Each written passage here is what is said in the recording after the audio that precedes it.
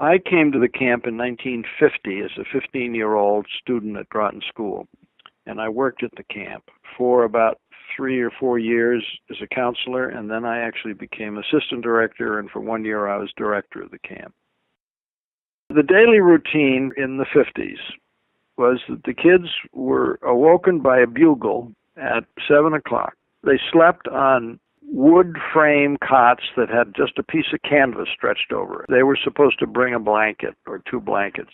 And so they jumped out of their cot and they went to the beach at the side of the lake and did a bunch of exercises. And then everybody had to go in for a swim. It's 7:15. And there was some cold days. A lot of people didn't want to go in for a swim, but they had to go in for a swim. Then they had breakfast, which was usually oatmeal or cornmeal or something like that. Then they had work groups.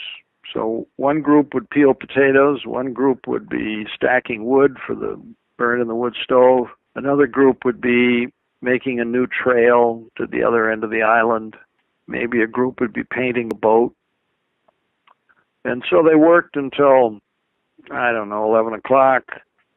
And then they had some kind of sports activity, and they were divided into teams. And, one day in the morning they'd play softball, and then they'd have lunch.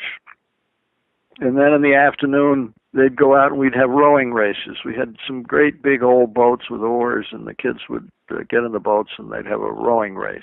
Or we'd have a soccer thing. And then they'd have an afternoon swim. They'd have dinner. And after dinner, we had a softball league where everybody who was there participated. That is, the campers, the counselors, the director, everybody participated, and everybody had a team that they were on. We had a league, and so we would play softball every night until it was time to go to bed. They went to bed whenever it got dark because we didn't have a lot of light.